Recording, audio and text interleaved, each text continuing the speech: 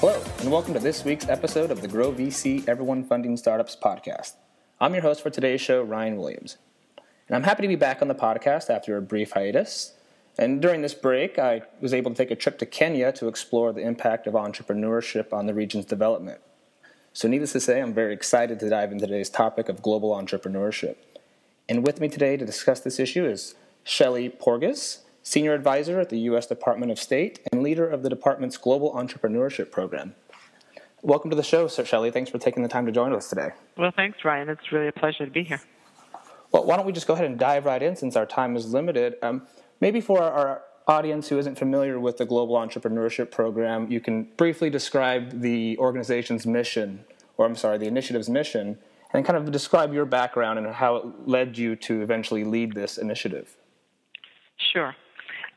Imagine if Bill Gates, Steve Jobs, Martha Stewart, or Oprah Winfrey had been born in Africa or Asia or Latin America.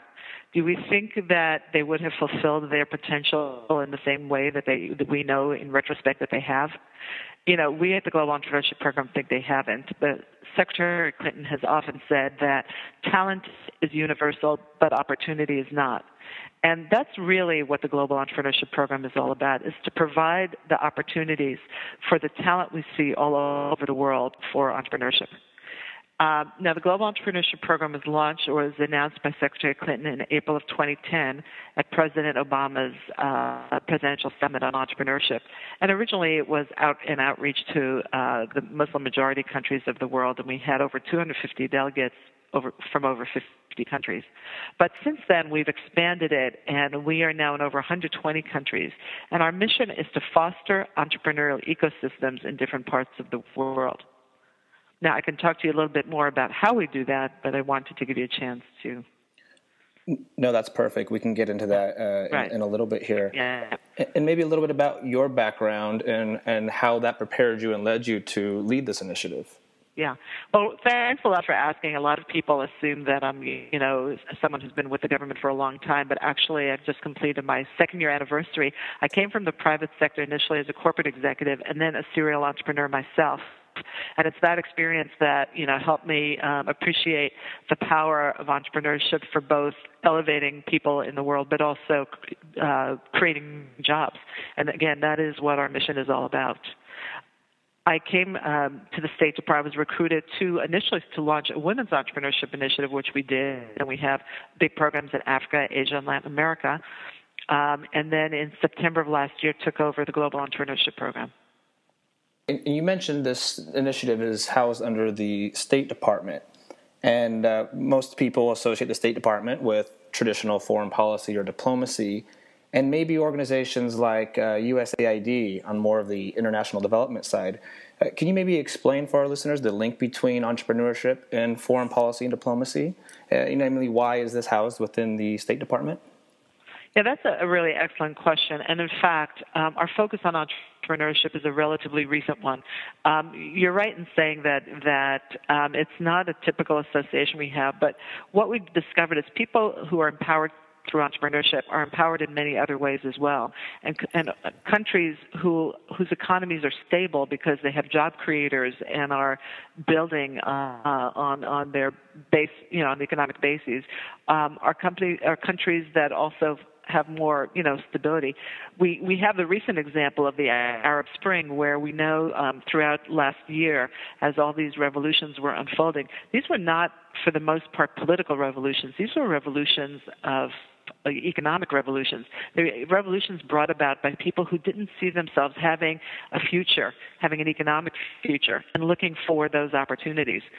And what's interesting is the young revolutionaries who pulled off many of these revolutions last year have faced their greatest fears in those conflicts, and now when they have to face the opportunities, or the risks of entrepreneurship, no surprise, all of a sudden it's very easy for them to overcome those same fears of failure, if you will.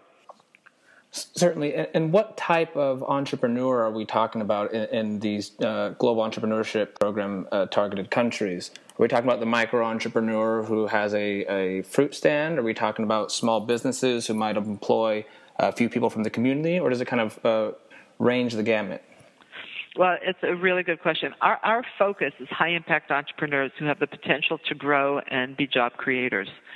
Now, having said that, our embassies all over the world, over half of them are involved in entrepreneurship activities, and those activities do range across the segments from micro-enterprise to SMEs to high-impact, but our focus tends to be on high-impact enterprise. You mentioned that this trend towards seeing entrepreneurship as a tool of diplomacy and development is a recent trend, at least in the United States.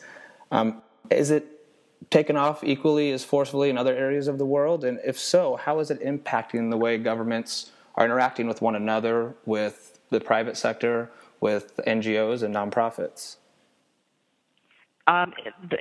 This trend is very much of a global trend. Everywhere we go, we really see a global entrepreneurship revolution going on. Every country, I was in New York on Monday with a group of entrepreneurs, and what I shared with them then was that, this trend that we see, that this room that we're sitting in, this conversation that we're having, this is a conversation that's going on everywhere in the world. And it's going on about the same sorts of issues and challenges that entrepreneurs face everywhere. Now, granted, in some countries, there are more cultural challenges. In other countries, there are more IP protection challenges. I mean, there are some differences, but broadly speaking, entrepreneurs find that, they have some of the same challenges they face everywhere. As far as a diplomacy tool, this really grew out of so much research that's been done recently, both by the Kaufman Foundation, among others, that has demonstrated to all of us that most net new jobs, whether it's in our country or in other countries, comes from new startups. And now, whether those startups end up growing to, larger businesses, it isn't always, guaranteed, certainly. And we know that a large number of businesses don't get there. But it's the new startups that sort of plant the seeds for future job creation. And is this recognition